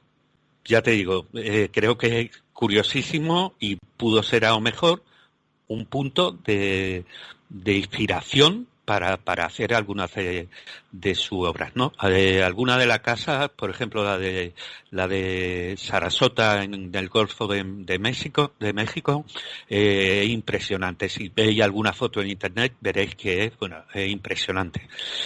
Pero ¿de qué forma buscaba él justamente eso, no? Está inspirado en un ambiente que podía estar impregnado de ese mal, ¿no? Como es el llegar al suicidio. Y dentro del compromiso social, Stephen King es una persona muy responsable, ¿no? Yo diría muy responsable. Bueno, él cuando estaba en la universidad y también en secundaria, estaba en los movimientos anti-Vietnam, ¿no? O sea que ya era, digamos que era activista, ¿no? En aquel sentido. Quizás movido por lo que hemos dicho al principio del todo de su educación pseudo-cristiana, ¿no? En una escisión del cristianismo, ¿no? Sobre todo era un hombre solitario. Bueno, es un hombre solitario y sumaba millones de dinero cada año a diferentes proyectos del estado donde él vivía de Maine, desde la creación de bibliotecas, ayuda a bomberos que tenían poco equipo, escuelas en sitios donde había falta de escolarización y sobre todo apoyar a los nuevos artistas, ¿no? Incluso en 2011, estoy leyendo textualmente, destinó $70,000 a ayudar a familias que necesitaban pagar facturas en pleno invierno de aquel año que fue terrible y que no podían pagar la electricidad, ¿no? Por otra parte, eso no quita que, por ejemplo, le encantara el rock and roll, o mejor dicho, no el rock and roll, el heavy metal. El heavy metal. Él le escribió una dedicatoria a los Ramones, ¿no? A los Ramones, y era muy amante, y es muy amante también de la música de AC/DC. Y de hecho, él comenta en su biografía que siempre que escribía le gustaba estar escuchando heavy metal. También muy interesante, ¿no? Pero además, él toca, ¿no? O tocaba en un grupo de rock, creo. Tengo entendido que estuvo en una banda, pero nada serio, nada serio. Lo que sí, no sé si hablase es de su colaboración con Michael Jackson en los años 90, en la creación de ese mediometraje que se llamó Gods, no sé si habéis hablado de él. Bueno, pues es como entre un vídeo musical y un documental. Creo que se puede descargar en versión original en YouTube, es gratuito, de 40 minutos, en el que Michael Jackson interpreta 4 papeles, y bueno, que es impresionante, los medios que se usaron en ese mediometraje fueron los más vanguardistas que habían en los años 90 y bueno, de verdad que se lo recomiendo a todo el mundo, independientemente de que te guste o no Michael Jackson, tiene una puesta en escena fabulosa, ¿no? Y está basada en un libro que escribió, una novelita que escribió en los años 80 junto con otro autor que ahora no recuerdo cómo se llama. Y entonces Michael Jackson empezó a rodarla junto con otro director, pero finalmente optó porque fuera Stephen King quien estuviera al mando o a la supervisión del rodaje de la película. Y el resultado es impresionante. Qué bueno, pues me lo voy a apuntar para verlo cuanto antes. Sí.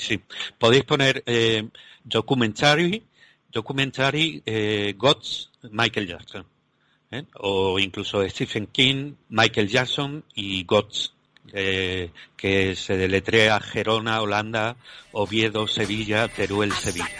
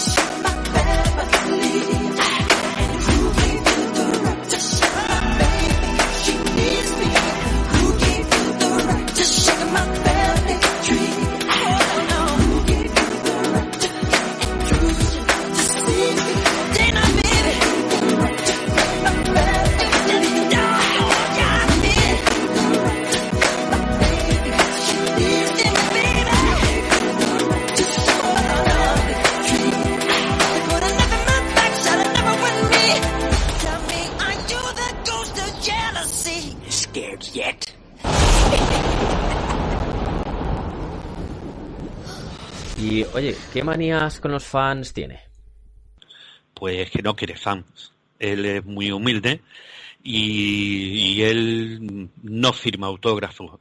Él no se sabe si por superstición o porque no le gusta que ser idolatrado, odia a las multitudes, odia ser célebre. Y de hecho no tiene ningún club de fan, no pertenece a ningún club de fan.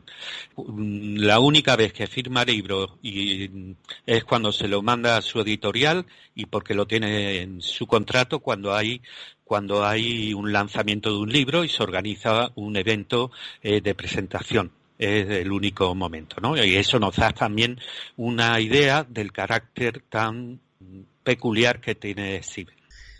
Y además, últimamente, en las redes, sobre todo, se le ha visto o leído criticar al presidente de los Estados Unidos de Norteamérica, Donald Trump. Sí, por supuesto. Él es un hater total, ¿no? Declarado de Donald Trump. Apoyó, sin embargo, en 2008 a Obama y cuando se avecinaba la era Trump, pues puso el grito en el cielo. Ya te digo, de hecho dice públicamente que el peinado que tiene Donald Trump no es que lo tenga absurdamente, sino que es que esconde debajo de esa pelambrera, esconden las serpientes de Chulhul, ¿no? De Chulhul, o como se diga, no me acuerdo ahora cómo se dice, que ocultaba los tentáculos de serpientes, ¿no? Y bueno, sobre todo su actitud, la actitud de Donald Trump frente a los inmigrantes mexicanos en cuanto al racismo, es totalmente odiada y repudiada públicamente por Stephen King. Bueno, pues ahí está, ya lo dijiste antes, es un hombre comprometido, además tiene firmes ideales y no sé si quieres añadir algo más de él, pero sí que me gustaría preguntarte por tu película favorita o tu adaptación favorita de King. Pues me pone un compromiso. Yo diría Redención, pero quizá no sea la que más me haya... aquí creo que se llamó Rita Hayworth y la redención de Chachangwan o algo así, ¿no? Pero sinceramente, claro, esa la he visto más recientemente. A mí me marcó en su momento Carrie, marcó It, por ejemplo, It, la primera. El Resplandor, lamentablemente, la versión que llegó a España traducida con esa pésima doblaje de Verónica Forqué, pues me echó abajo la obra maestra que hizo de Stanley Kubrick, pero después sí la he retomado en inglés y también me parece una gran obra y un gran papel, sin duda, de Jack Nicholson, efectivamente. Y bueno, y también has comentado tú antes un director, Sí, de Palma, ¿no? Brian De Palma. Todas las películas de Brian De Palma me parecen fabulosas y por eso Carrie también es una de ellas, ¿no? También La Milla Verde, ¿eh? La Milla Verde tiene mucha tela, ¿eh? Una película para mí es una película que bueno, dice mucho del temperamento, de la forma de ser de Steven, ¿no? La verdad es que también es no sé cuándo la estrenaron, ya en la década de los 2000 quizás, La Milla Verde con Tom Hanks, que ahí hace un papelón y es una de las mejores películas de Stephen King, aunque antes yo dije que mi favorita es Carrie, de todas es Carrie. Hemos coincidido. Yo es que la vi muy joven. No sé de qué año es la película. 76. 76. Pues yo la vería en el 77. Yo tendría escasamente, qué mal cuento, 13 años, 14 años, ¿no? Entonces, pues claro, pues me marcó sobre todo esa escena de cuando le cae a ella la sangre, ¿no? Cuando está ella con esa cara tan ilusionada porque ha ganado el premio del baile, ¿no? De la universidad. Y sin embargo, pues el complot de una serie de compañeros de clase, pues pues la hacen estallar de tal manera que se produce el desenlace de la película y que termina, y no quiero hacer spoiler, pero supongo que todos han visto, si no la primera, la segunda versión, esa mano que surge desde el fondo de la tierra, ¿no? Cuando ya parece que la película ha terminado. Y además, claro, es que hay una... Bueno, aparte de Carrie hay una segunda parte y también hay un remake que ya es en la década de los 2000, que bueno, esa no la he visto, pero sin duda inferior a... Muy inferior, vamos, muy, bajo mi punto de vista, muy inferior. Obviamente tiene mejores medios técnicos, mejores efectos especiales, pero sí que la calidad de dirección que tiene la primera, para mí, es innegable. Pero la Milla Verde, no olvidemos, la Milla Verde, perdona Alberto, la Milla Verde, la actuación es que no sé el nombre, pero el señor de color, que el prisionero, que es impresionante también, ¿eh? Sí, Michael Clark Duncan, creo, si no me baila la memoria. Qué bien, que lo sepa. Pues Alberto, ha sido un placer este repaso que hemos hecho por la vida de King, desde su infancia, sus coqueteos con las drogas, ese terrible atropello. Después hemos conocido un poquito más a su familia, a sus inspiraciones, su compromiso social, las manías que tiene con los fans, que no quiere ninguno, ese activismo, ese odio a Donald Trump. Y ha sido pues muy completito. Y además ha sido un placer también porque hacía meses que no pasabas por Hombres de Negro y ha sido el reencuentro, por así decirlo. Sí, ya sabes, es que compromisos, problemas de salud, etcétera. De todas formas, sí te digo que es un placer, como siempre, estar aquí. Yo me quedo con la humanidad, ya te digo, con el temperamento, con la parte buena de Stephen King, aunque muchos dirán que es muy fácil ser buena gente teniendo muchos millones, pero yo os digo que no, que lo que es difícil es tener muchos millones y ser buena gente. Pues un placer, un saludo a todos los hombres de negro y un saludo a los oyentes, por supuesto.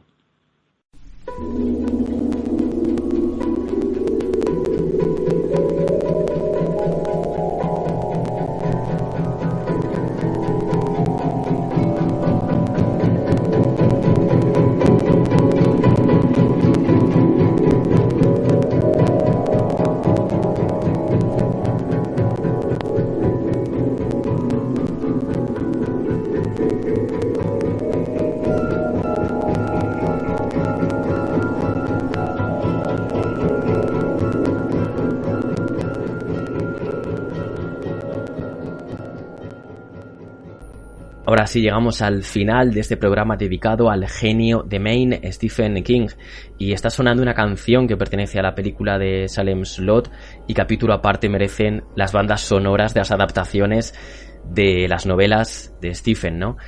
Yo creo, es un poquito inquietante, ¿no? Da hasta miedo esta canción. Pues poco más que añadir. Yo por lo menos tengo ya ganas de leer alguna de sus novelas. No sé si Carrie la primera, quizás El misterio de Salem Slot, que lo tengo en mi biblioteca personal. Volver con Revival, que lo dejé a medias, algún libro de relatos. No sé, en los comentarios dejad qué novelas habéis leído, os han gustado más, qué adaptaciones son las mejores, qué adaptaciones son las peores, qué tal las series de televisión, porque no hemos hablado de Castle Rock, que tiene 2 temporadas y a mí la segunda me parece muy buena, mejor que la primera, pero bueno, no podíamos hablar de todo. Dentro de 2 semanitas empieza la 3ª temporada con invitado y tema confirmados. No puedo adelantar nada, pero es un viejo conocido. Y antes de ello, pues sacaremos alguna creepypasta para pasar un poquito de miedo estas noches calurosas de agosto. Ya queda menos para septiembre. Nos volvemos a escuchar muy pronto. Sed felices.